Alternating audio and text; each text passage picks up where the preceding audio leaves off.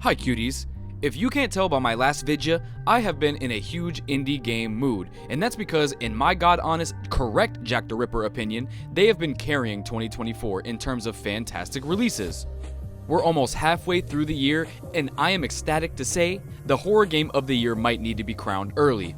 Crow Country finally dropped on May 9th, just over a week or so ago, and I was so bewitched by this game, I was able to beat it in almost one whole sitting. That's not a slight on its length either, because according to the Steam stats, I played a good 7 hours, which is more than enough for a $20 purchase if you ask me. I mean shit, Resident Evil 3 was a 3-hour game for $60, bitch. Anyways, I won't spoil anything plot-wise about the game because all of you watching need to just go play this. You have zero excuses, bruh. You can run it on a fucking potato. However, let's do a quick summary of the premise, shall we, my yummies? You play as this purple-haired bastard named Mara, which she adamantly states in the beginning of the game, like, bro, we get it. You arrive at this freak-ass FNAF-looking abandoned theme park, and as soon as you get control of the sticks, the atmosphere is just perfect.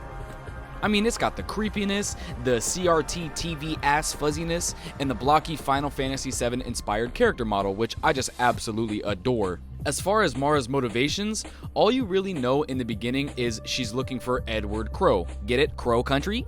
Also, this game takes place in Atlanta, Georgia, which quite literally hits close to home for me. It's very rare I get to see my state in a video game, so thank you SFB Games. Hopefully this game blows up crazy and y'all make this shit into a real theme park for me to go visit for real. Sorry y'all, anyways, to make your way inside the park, you gotta bust a lock off a gate, utilizing the super unique style of aiming that I honestly don't think I've seen before. Obviously, we've seen retro-inspired horror games akin to a Resi 1, but this one's got the beautiful 3D backgrounds and the ability to actually aim a gun with the Resident Evil 4 laser swag, and it's even used on certain puzzles too. Not to mention, you can spin the camera around 360 degrees with the right stick whenever you like, and as far as I'm aware, this game is the first of its kind to do that, so shout out again! Once you step inside, you learn to search and interact with everything you see, and there's magazines that teach you tips and tricks about the game, trash cans, barrels galore for you to dig through and pop open for various goodies, and of course staff memos for clues regarding the game's puzzles. One of the tips that I read which made me super duper happy is the inclusion of tank controls. SFB Games, thank y'all for this, bro. I cannot stress how much this adds to a game of this style, with the quick turns, easier access to dipping the fuck out when you get in trouble, and just the overall nostalgic comfort it adds to my tummy, dog. Despite having zero voice dialogue in this game, the writing is still really charming, and it made me giggle and fart quite a few times while playing, I'll be honest.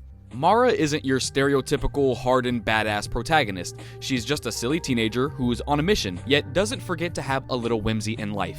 Investigating the place a little further, you will run into various people of interest, such as Arthur, who is a dumbass that snuck in and hurt himself, so you gotta be a good cop, patch him up, and sick him to your car. You'll meet various others along the way with their own motivations, but I won't get into it because the less I say, the better. By that, I mean I was honestly shocked with how good the story was. In recent years, I'd say Signalis is one of the best written, well thought out horror video game plots, but so is Crow Country in a different way. I just love how they lay the information out for you on a surface level, so it's never really too confusing and easy to follow along with because I'm kind of a stupid poopy gamer brain dumbfuck.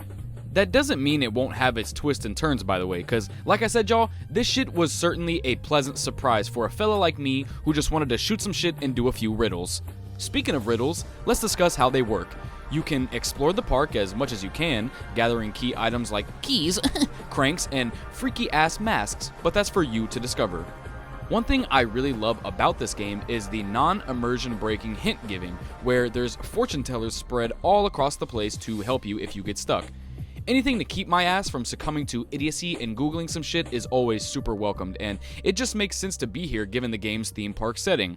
Fair warning, I think using these hints fucks up your letter grade at the end of the game if that's something you care about, but I'll happily take my B+, thank you very much.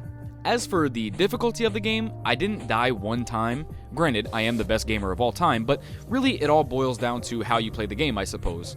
I was able to sprint around a lot of the non-threatening enemies to preserve time and ammo, therefore I wasn't really in danger until the endgame, when they really ramp up the traps and enemy encounters, bruh. I was getting poisoned every 2 fucking seconds, dog. As of right now, there is not a difficulty slider, but I did see they're working on a hard mode, so I might have to spin the block when that bitch drops. If you're wondering, enemies don't drop any loot, nor is there really any incentive to killing them, unless you care about getting trophies and achievements. In that case, you can clap the optional mini-bosses to your heart's desire, my brothers and sisters.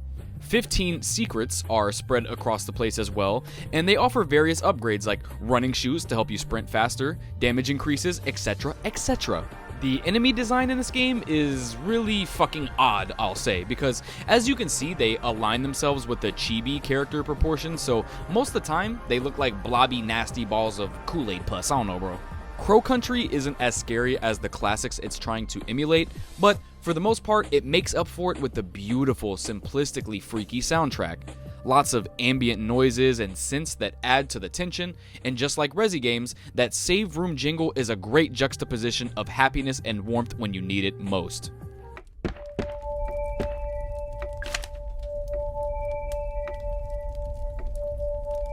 SFB Games genuinely outdid themselves here, truly crafting a modern survival horror classic that improves the genre in many ways, and I consider it to be an honest-to-God masterpiece. Yep, cuties, you heard that right. I'm plugging this bastard in at a solid 10 rips out of 10 on the Certified Ripper ranking system. Yep. I don't pass the perfect scores out lightly, so that means you're now morally obligated to buy this game and play it, then come back and comment what your thoughts are on it for real. The ending sequence of this game is an ode to another one of my favorite games of all time that I appreciate dearly, and I believe they have enough to possibly set up a delicious sequel here. Mara is a fantastic, funny character who deserves her own series like Parasite Eve's Aya Brea and Resi's Jill Valentine. Also, SFB Games, y'all listening? You need to link up with I Am 8-Bit or Limited Run Games or something, cause I need that physical PS5 copy on my shelf like yesterday, bitch. It's great to see all the love the game is getting too. That 99% on Steam brings a damn tear to my eye, son, because Crow Country is deserving of it 100%. If you're looking for a great 6-hour experience to chew up and swallow, Crow Country will fill you up with super unique puzzles I haven't seen in any other game before, and classic combat mixed with modern aiming and camera controls. That's about it though, my cuties. Drop a shotgun blast on the like button, maybe a grenade throw on the subscribe, and I love you guys. Bye.